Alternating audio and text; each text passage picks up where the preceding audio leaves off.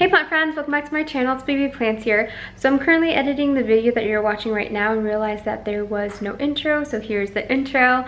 In today's video, I'm going to be unboxing a Hoya Thailand import with you guys. I'm pretty excited to show you guys. This is about, I believe, the third time I have imported Hoyas this season, like during the pandemic, during COVID and everything. And so I'm pretty excited to show you guys. These plants did come with a phytosanitary certificate. I did have to pay extra for this as well. And for those of you guys who don't know, a phytosanitary certificate just allows you to import or bring plants in from outside of the country legally into the country. Without further ado, let's go unbox the plants. So I got my package. I'm kind of nervous right now. And before anyone says anything, yes, I am wearing PJs right now because let's be real, this is the uniform of 2020. If you're wondering, I got this from Target. It's like the matching set. Yeah, I'm really nervous right now.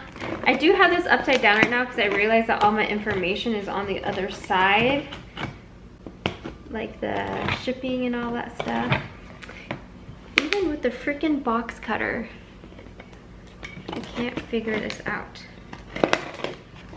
I'm kind of having like heart palpitations right now. Okay, just like that. Oh, how sad it would be if I opened a box and it was empty. Oh, it's making me nervous. Okay. This is my first plant.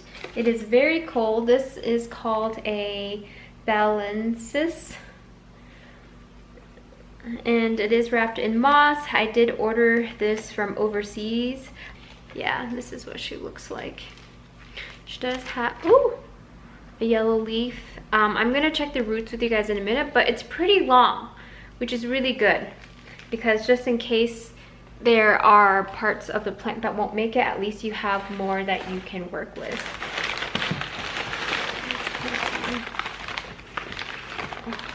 What is this? I don't remember what I ordered. This is a Hoya UT073.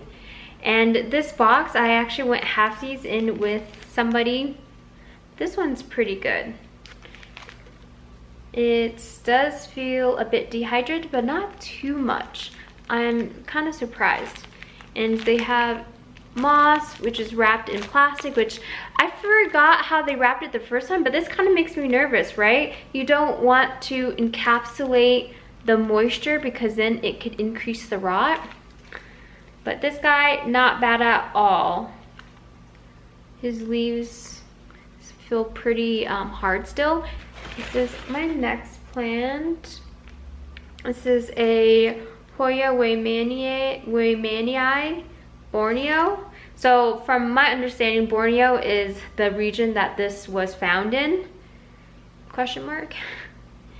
I thought this was going to ship a lot better. The leaves are kind of dehydrated at the top because I'm assuming that's like the new growth of it.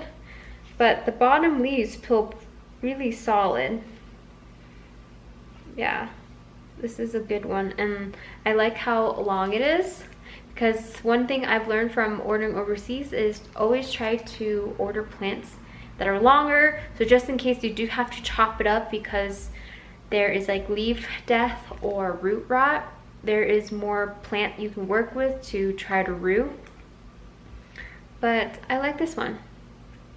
This one I think ships great. I tried to order plants where I knew that their leaves won't be as damaged during shipping, but I'm an idiot and ordered all of this when I was at clinicals on lunch break. Not like keeping in mind that, hey, it's winter time in Colorado, you know what I'm saying? And the weather changes all the time. Oh, this one, I forgot what it was, but I kind of have a feeling. I know what this is. I'm pretty excited. This is, I think, a Sarawak. Okay. Okay then. Not bad. Honestly, I thought this Sarawak, is it a Sarawak? Yeah, it's a Hoyas Sarawak, species Sarawak. I honestly thought this was going to travel a lot better because I assumed that the leaves were a lot thicker. I do already have a Sarawak. It's like a two-leaf plant that I got through a trade, but then when I saw this, I'm like, why not, right? The leaves are really dehydrated. There's some leaves that are bent, but that's to be expected. So the sellers from Thailand aren't like the ones in America where they like take fluff or they take padding. They just seriously use newspaper and ship it across the world to you. So yeah, just don't have such high expectations. Obviously if your plant comes in dead, I would be really disappointed, but honestly with all these plants, how they came, I'm quite happy with it. Sorry guys, my lighting is like really off because it's in the morning time, but yeah, overall I'm pretty happy with these. These honestly showed up a lot better looking than the last Hoya Thailand import that I got from this person, and it took about 2 weeks to get to me. Short of 2 weeks. It was held in customs. This Hoya balensis is actually my friend's. The other 3 were mine. This was hers. We kind of split the shipping, and yeah, this is pretty good looking. I can't believe hers came so long. I'm pretty jelly. I'm gonna ask her if I can get a cutting. I'm like, hey, do you want a cutting of my Waymanii for this, right? Isn't that a great way to expand your collection? Let's check the roots because I know you guys are dying to know what the roots look like. Tiny little bag. Let's be careful.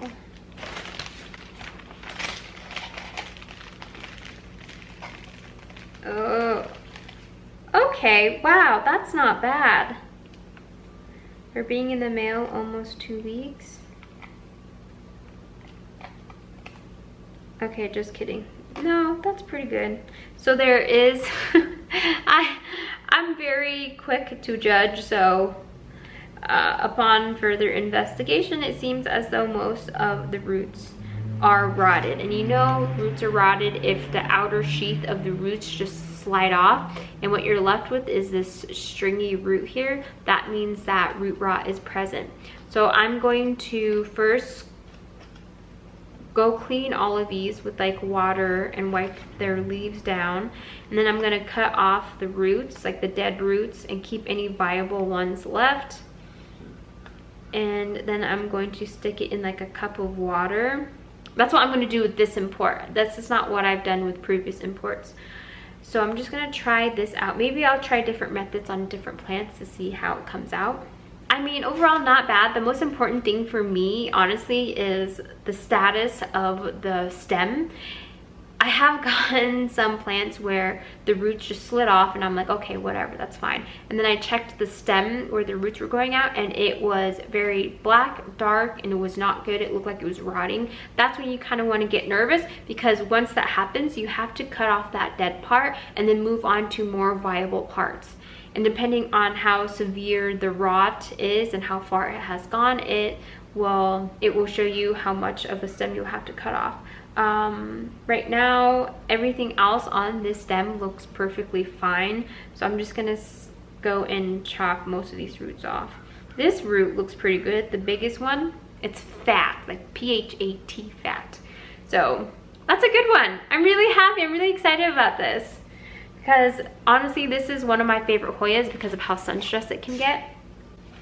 Okay, the Sarawak. Oh, I'm kind of nervous about this one,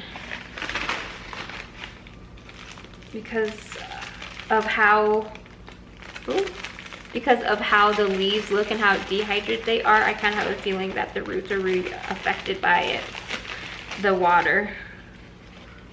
Yeah, that's what I thought. So all the roots are pretty much stringy and non-viable. So I am going to be cutting off these roots. Personally, for me, I haven't had any success with reviving a plant when the root ball looks like this and I just leave it like this and then place it in whatever growing medium I have it in. For most of my imports, I've been putting them in leca, and I've been trying to stay a little away from leca, but honestly, I have found that leca has been really good with transitioning my plants, my imported plants. So that's what I've been doing. But yeah, I have not had any success. Like some people say, hey, just take off any of the dead part and just put this whole thing in leca or the grow medium and you'll be fine. But in my personal experience, I'm just talking about my personal experience.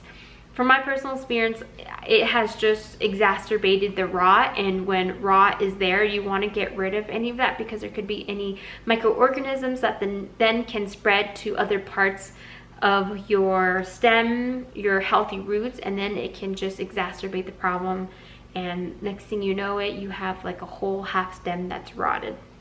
Like I said, I'm just speaking from personal experience. If you have success rooting this just like this, like, good for you, do you, boo-boo.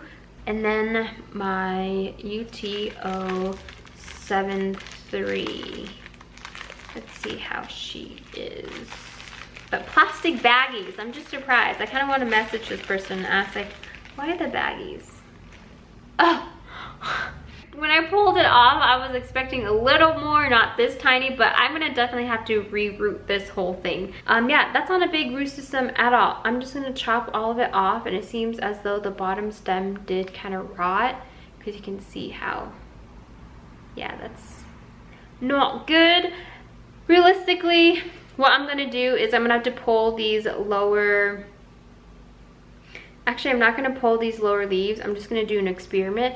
I'm gonna take all the roots off of here because they're not viable. There might be rot going on. And then I'm gonna cut it like right above these two leaves right here. And then this whole stem is going to be rooted on its own. I'm not really nervous about it. The leaves look perfectly fine, even though it has such a tiny, non-existent root system. But yeah, this guy's a cutie. I was not interested in this at all, but I wanted to make my shipping price worthy of the purchase, so I'm like, oh, let's just add that on there. This was a bit of a splurge, I guess you can say. So yeah, that's pretty much all, guys. This is currently what it looks like right now. I just have it in like this storage bin that I got from Target. I do not have any holes drilled up at the top for ventilation because I do open the top of this at night so that it does get air in, and I just prefer it this way. I haven't had any problems yet, but I don't really spray or spritz the box or anything. I try to keep it pretty dry in there except for any moisture that's created either on the leaves by the plant itself, or if there's just glasses of water in there.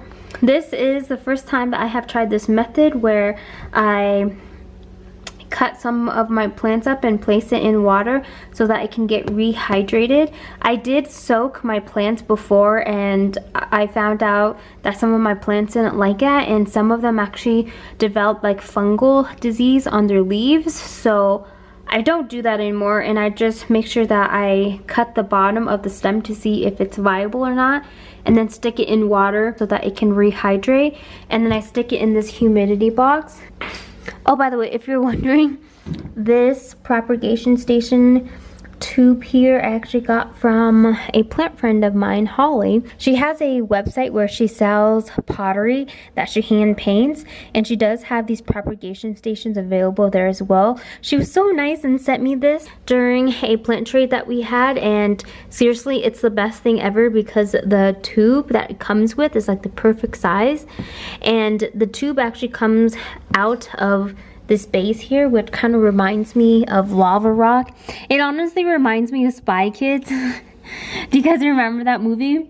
The first one? I freaking love it. But yeah, if you guys are interested in it, definitely check out her website. I'll leave it down below. So yeah, guys, that's pretty much it. That's all the plants that I got from my Thailand import. I hope you guys enjoyed this video. I don't know how importing is going to be now in the future, since there is, you know, the UK that's shutting down for a whole month. So I don't know how that's going to affect shipping or importing, but as of right now, I think I'm going to stop a little because I'm kind of worried. I don't want to put an order out there and by the time they ship it, like, everything gets bad again and then I get dead plants, because there's a huge risk with importing. most of the time the plants don't come how you expect, and you don't want it sitting in the mail for longer. So as of right now, I'm just gonna take a little break. But that's pretty much it, guys. I hope you guys enjoyed this video, and I will definitely update you guys on these Hoyas after a month. That's usually the time it takes for me to like fully recover the plant, for the plants to have like established roots so that I can then transfer them to a different medium. And that, I'll definitely see you in my next video. Bye, guys.